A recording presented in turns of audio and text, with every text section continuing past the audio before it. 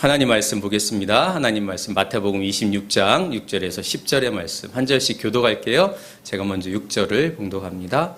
그런데 예수께서 베다니에서 나병으로 고생하던 시몬의 집에 거하실 때에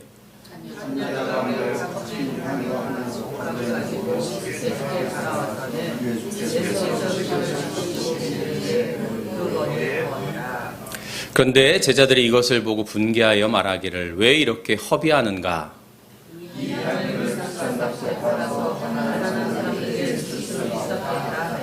함께 봉독합니다. 그러나 예수께서는 이것을 아시고 이렇게 말씀하셨다. 왜 이 여자를 괴롭히느냐? 그는 내게 아름다운 일을 했다. 아멘. 한 주간 동안 잘 지내셨는지 모르겠습니다. 벚꽃이 반석천에 보니까 벚꽃이 아주 만개했더라고요. 혹시 돌아가시는 길에 식사하시고 바로 차 타고 가지 마시고 한번 산책하면 되게 좋을 것 같아요. 그 길이 길지 않으니까.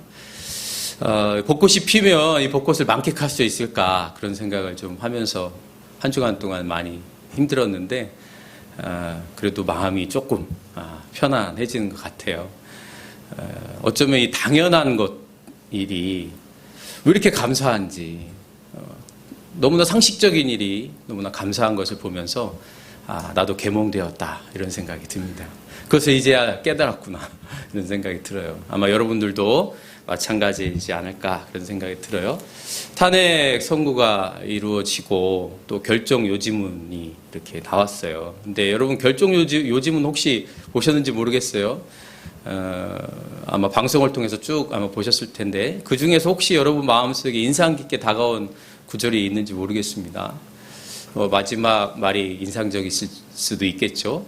대통령 윤석열 파면한다라고 하는 말. 그런데 저는 그 부분을 이렇게 쭉 들으면서 되게 인상적인 부분이 있었는데 그것은 국회가 신속하게 비상계엄 해제 요구 결의를 할 수 있었던 것은 시민들의 저항과 군경의 소극적인 임무 수행 덕분이다. 이렇게 이야기를 하더라고요. 그럼 우리는 계엄이 처음에 일어났을 때 시민들이 국회에 그렇게 많이, 그렇게 빠르게 막 모여 있는 걸 깜짝 놀랐죠. 물론 SNS나 여러 가지 매체를 통해서 그렇게 신속하게 모일 수 있었겠지만 그럼에도 불구하고 계엄군이 온다고 하는 이야기를 듣고 그렇게 자발적으로 그렇게 모여 수 있다고 하는 것에 굉장히 놀라지 않을 수 없었습니다. 더군다나 12월 3일 이후에 계속된 탄핵 관련된 집회나 이런 데 보면 막 떡을 나누기도 하고요. 과일을 나누기도 하고 또 음식 우동이라든지 이런 걸 막 그냥 자발적으로 누가 그 해라는 것도 아닌데 그리고 어떤 분들은 카페에다가 커피, 그쵸? 커피 막 해서 그 같이 함께 나누고 그런 모습을 보니까 이게 참 어떻게 저럴 수 있을까라는 생각이 한편으로 들면서 가슴이 뭉클했던 그런 경험들이 있습니다. 근데 이러한 사람들의 삶을 에릭 프롬은 어떻게 이야기하냐면 존재적인 방식으로 살아가는 사람이다. 소유냐 존재냐라고 하는 이 책에서 보면 인간은 존재적인 삶을 살아갈 때에 진정한 행복을 누릴 수 있다 이렇게 말합니다. 그런데 존재적인 삶은 어떤 삶이냐? 자발적인 삶. 자기 스스로 자기의 삶을 결정하면서 살아가는 사람. 그러한 사람이 바로 존재론적인 삶을 살아가는 사람들입니다. 이 땅에는 소유적 방식으로 살아가는 사람이 있고 존재적 방식으로 살아가는 사람이 있다는 거죠. 그렇다면 여러분, 이 존재적인 방식과 소유적인 방식 가운데에 믿음의 사람들은 어떤 사람들일까요? 여러분이 생각하는 것처럼 존재적인 방식일 겁니다. 그런데 이 존재라고 하는 것은 단순히 물질을 소유한다고 하는 것을 의미하지 않습니다. 물론 내가 얼마나 많이 갖느냐, 내가 얼마나 높은 지위를 갖느냐, 세상적인 권력을 가지고 있느냐 이것으로 자신의 존재하고 있다라고 하는 걸 느끼는 사람들도 있지만 에릭 프롬이 이야기하는 것은 그런 것들뿐만 아니라 방식에 대한 문제입니다. 예를 들면 여러분들이 운동을 해요.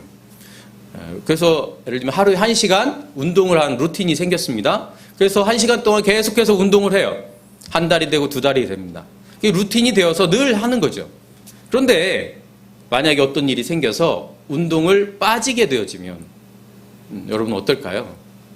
마음에 불안이 생깁니다. 내가 늘 하던 걸 안 하니까 그것 때문에 불안이 생기고 근심이 생기고 걱정이 생겨요. 이것도 소유적인 방식이라는 겁니다. 그러니까 단순히 물질만을 말하는 것이 아니라 모든 것들에 대해서 내가 그것을 소유함으로 무엇인가 존재를 내가 느낀다면, 그것이 이루어졌을 때, 잃어버렸을 때 불안을 느낀다면 그것이 소유적인 방식이라는 거죠. 사랑도 마찬가지입니다. 사랑하기 때문에 필요한 것이지 필요하기 때문에 사랑을 하게 되면 존재적인 방식이 되는 거예요. 오늘날 많은 사람들이 존재적 방식으로 삶을 살아갑니다. 그런데 성경은 믿음의 사람들이 살아가야 될 방식은 존재적인 방식이지 소유의 방식이 아니라고 말하고 있는 거예요. 그래서 예수님은 하나님의 나라에 대한 이야기를 하시죠. 먼저 하나님의 나라와 그의 의를 구하라. 그리하면 이 모든 것을 더하여 주실 것이다. 하나님의 나라와 그의 뜻을 구한다고 하는 것이 바로 존재적 방식이라는 것이죠. 이스라엘 백성들이 출애굽을 하잖아요. 출애굽을 한 이후에 그들이 가나안 땅으로 가는 이 여정에서 40년 동안 그들이 살아갑니다. 근데 이 40년이라고 하는 삶의 방식은 애굽에서 살았던 소유의 방식에서 존재의 방식으로 옮겨가는 과정입니다. 그 중에 굉장히 중요한 사건이 어떤 사건이냐면 만나와 관련된 사건입니다. 이스라엘 백성들이 광야를 가는데 여러분 아무리 먹을 것을 싸고 다녀도 시간이 지나면 점점 좀 없어질 거 아니에요. 여러분 배고프면 이게 못 참습니다. 특히 남성들은 참 못 참아요. 그래가지고 화내고 신경질 부리고 막 그렇습니다. 여러분이 그렇다는 얘기가 아니라 제가 그렇다는 겁니다. 여러분 만나가 바로 그때 하나님께서 이스라엘 백성들에게 주는 거거든요. 하늘의 양식이라고 하는 이 만나. 그런데 하나님께서 이 만나를 주실 때 모세를 통해서 어떻게 말씀하시냐면 필요한 만큼 가지라고 말합니다. 한 사람 앞에 필요한 만큼. 만약 5가족이면 5명이 먹을 만큼 가져가는 거예요. 만약에 이것이 남아서 다음 날이 되면 어떻게 되느냐? 벌레가 생깁니다. 그리고 냄새가 나고 색이 변합니다. 그러니까 상한다는 거예요. 사라져 없어져 버린다는 거죠. 근데 여러분 이스라엘 백성들이 어땠을까요? 하나님 말씀이니까 내가 믿고 먹을 만큼만 가져가야지 그랬을까요?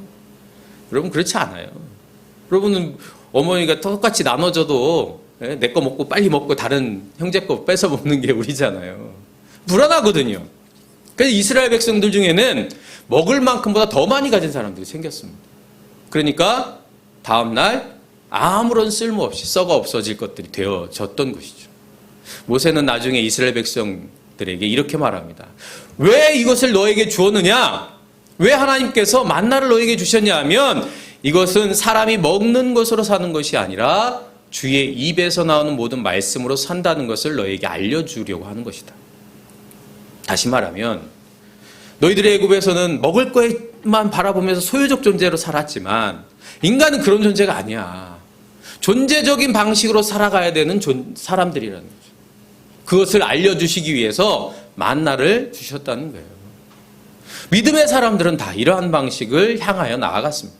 물론 여러분 사실 우리가 그것을 존재적 방식으로 살아가야지 이렇게 한다 하더라도 우리가 소유적 방식으로 사람을 대하거나 물질을 대하거나 여러 가지 일들을 대할 때가 많죠.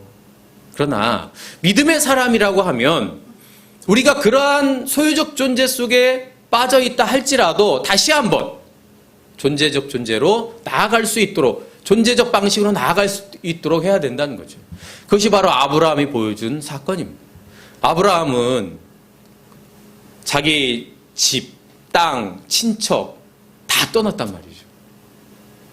그리고 갈 바를 알지 못하는 곳으로 갔습니다.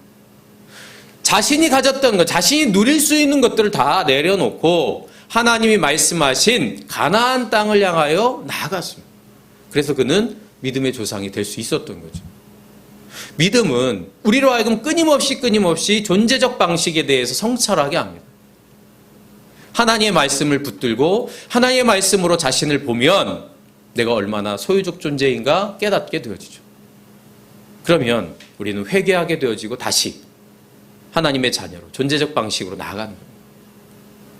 잃어버린 아들에 대한 비유에서 아들은 소유적 존재였죠. 아버지의 유산, 그것을 다 내 몫을 챙겨가지고 먼 곳에 가서 호랑방탕하게 보내잖아요. 돈 있을 땐 좋았죠. 친구들도 있고 편하게 있었습니다. 그러나 돈이 점점점 떨어지면 떨어질수록 아마 그는 불안했을 겁니다. 야, 이 돈이 다 떨어지면 어떡하지? 그가 결국에는 돼지가 먹는 쥐엄나무 열매를 먹으면서 아버지를 생각합니다. 우리 아버지 집으로 가면 어땠을까? 그래서 결국 그는 아버지를 향하여 걸어가죠.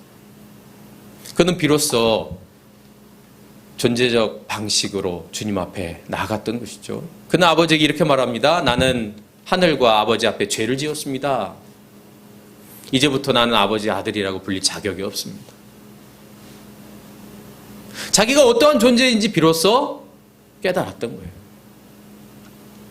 사랑하는 성도 여러분, 우리는 끊임없이 소유적 존재로 회귀합니다.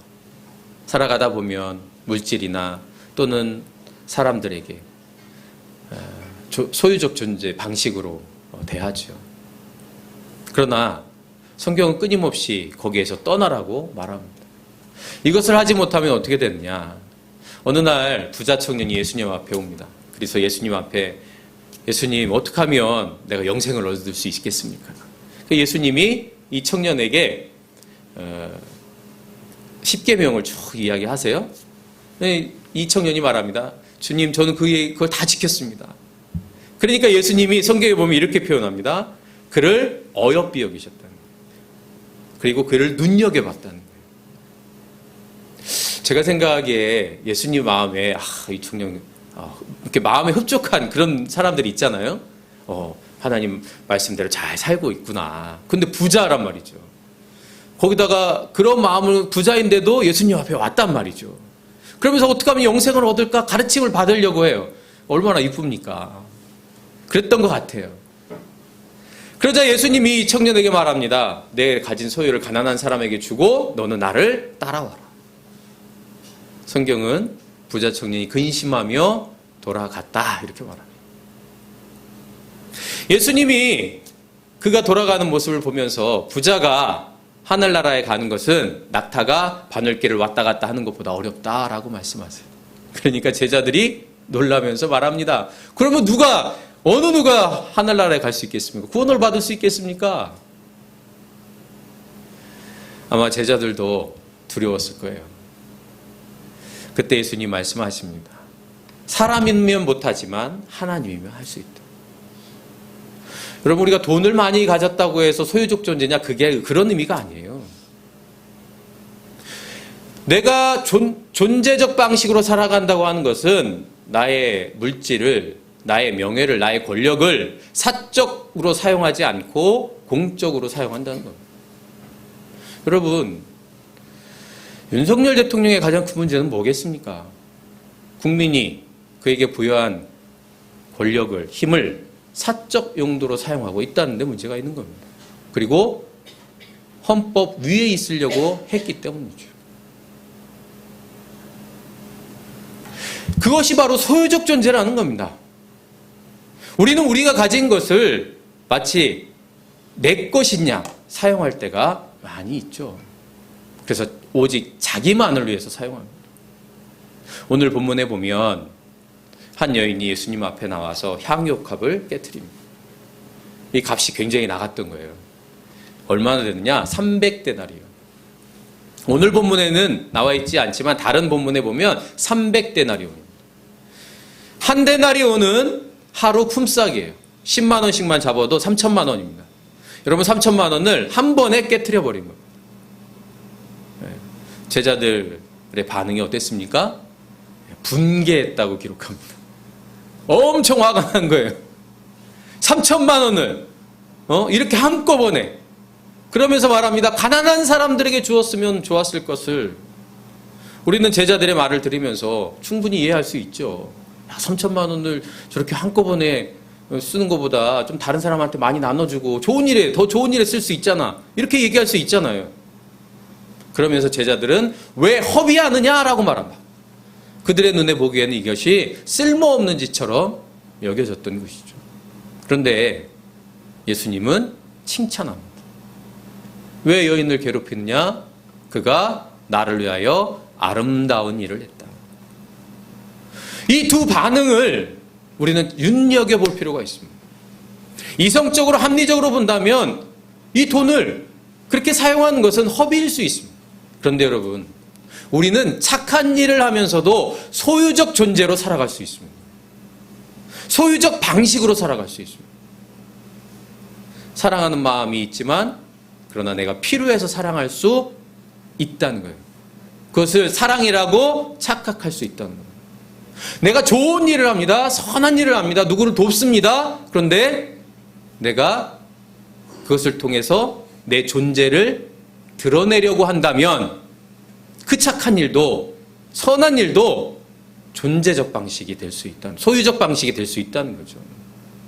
오늘 제자들의 마음속에는 그것이 소유적 방식이 가득했던 거예요. 대부분 소유적 방식은요, 숫자에 민감합니다. 값비싸. 여러분, 우리는 가끔 그런 생각을 하죠. 아, 이거 가지고 나를 위해서 이렇게 써도 되나? 뭐 그런 생각을 할 때가 있죠. 네. 다른 사람을 위해서 열심히 사는 사람들은 특히 그렇습니다. 돈만 있으면 아, 이거를 위해서 내 가방, 내 소유를 사도 되나? 될 수도 있고 안 될 수도 있죠. 그러나 중요한 건 그것이 나에게 필요한다면 해야죠. 나를 돌보기 위해서 해야만 한다면 해야 합니다.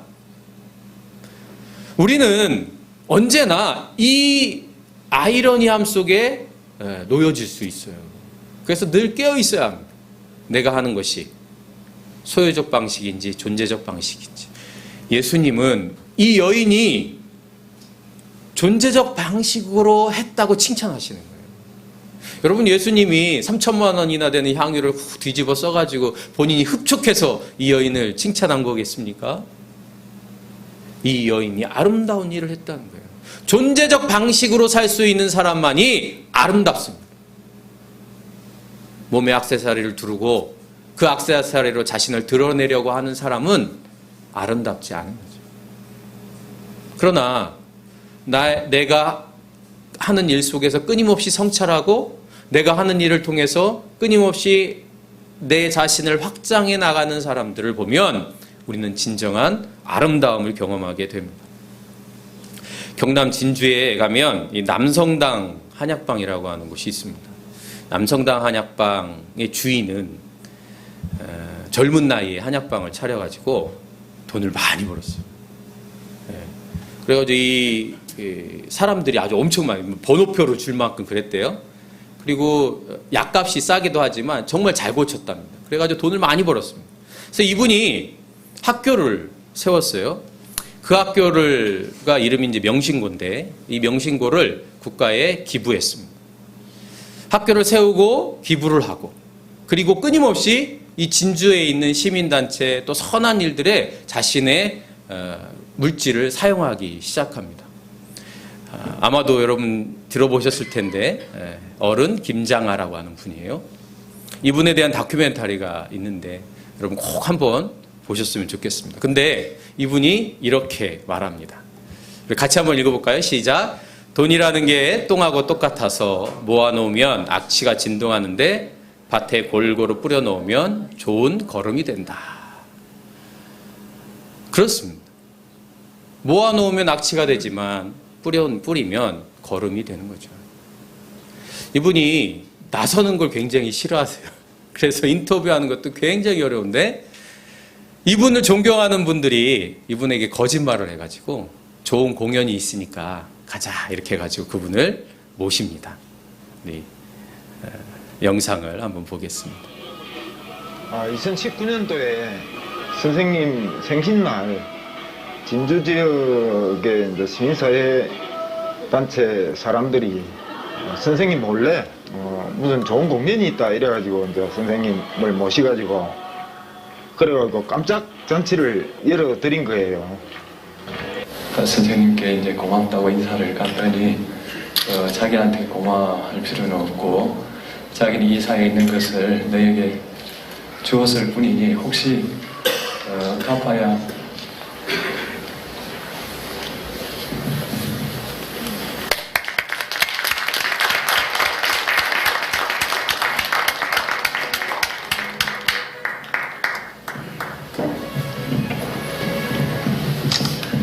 갚아야 된다고 생각하면 이 사회에 갚아라. 제가 조금의 기여를 한 게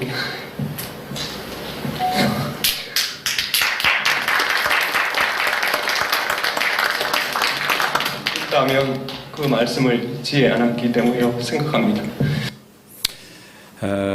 익숙한 얼굴이죠. 문형배 헌법소장입니다. 그가 이렇게 말합니다. 경상남도 하동에서 가난한 농부의 3남 1녀중 장남으로 태어났는데 이 김장하 선생님의 장학금으로 고2 때부터 대학교 4학년 때까지 그래서 사법고시에 합격을 했다는 거죠.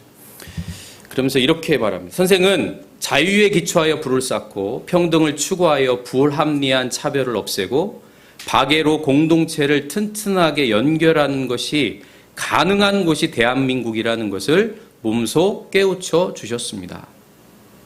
그리고 조금 전에 들었던 말처럼 감사한 마음으로 선생님께 찾아갔을 때 내게 고마워할 것은 없다. 나는 이 사회에 있던 것을 내게 주었으니 갚아야 된다고 생각하면 이 사회에 갚아라. 그것을 늘 가슴에 품고 그는 정말 사회의 그 뜻을 잘 드러낼 수 있도록 갚았던 것 같아요. 사랑하는 성도 여러분, 믿음의 사람들이 여전히 소유적 방식으로 살아간다고 하면 우리가 어떻게 빛과 소금의 역할을 감당할 수 있겠습니까? 우리는 십자가를 바라보면서 우리가 소유적 방식이 아니라 존재적 방식으로 끊임없이 하나님께서 주신 은혜를 또 다른 이들에게 나누어 줌으로 나를 끊임없이 확장해 나가는 삶을 살아야 한다는 것을 깨닫게 되어집니다. 그래서 우리는 예수님을 통해서 새로운 생명을 얻게 되어지는 것이죠. 이 십자가를 여러분 가슴에 꼭, 여러분 중심에 꼭 품으실 수 있기를 바랍니다. 그래서 존재적 방식으로 사람을 대하고 물질을 대하고 그래서 그것에 노예가 되지 않고 언제나 하나님을 바라보며 영광을 돌릴 수 있는 저와 여러분이 되어서 우리들이 있는 곳마다 좀 밝아지고 진실해지고 거룩해지고 하나님의 나라를 경험하는 우리 모두가 될 수 있기를 간절히 바랍니다.